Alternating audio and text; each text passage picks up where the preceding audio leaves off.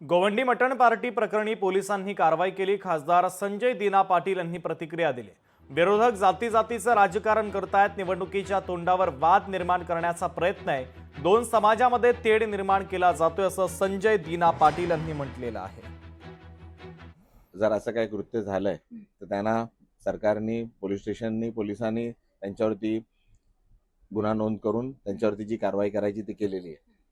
पण कसं त्या इलेक्शन आलेलं आता, त्यामुळे आता विरोधी पक्षांवर कसं दबाव आणायचा आणि कसं हे वातावरण, म्हणजे आता आपण बघितलं असेल का लोकसभेला कसं हिंदू मुस्लिम केलं होतं, तसंच चालू झालेलं आहे।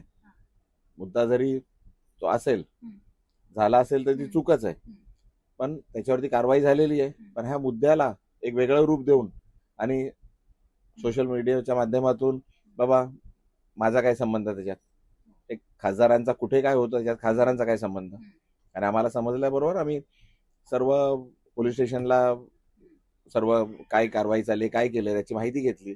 तर पोलीस स्टेशननी सिनियर जे पोलीस इन्स्पेक्टर आहेत ताई, त्यांनी चांगलं भूमिका घेतली, सर्वांना बोलवलं, असा प्रकार घडू नये आणि जे घडलाय त्याच्यावरती कारवाई केली करून त्यांनी सर्व शांत झालं होतं। स्थानिकही शांत आहेत, पण हे आता जे राजकीय कार्यकर्ते आहेत ते जरा याला वेगळा रूप द्यायला बघतात आहे का, याचं काहीतरी बेनिफिट आता जे महानगरपालिकेचे इलेक्शन आहे त्याच्यामध्ये कसं वातावरण पेटून त्याच्यामध्ये कसं त्याचा फायदा घेऊ शकतात त्याचं करायचंय।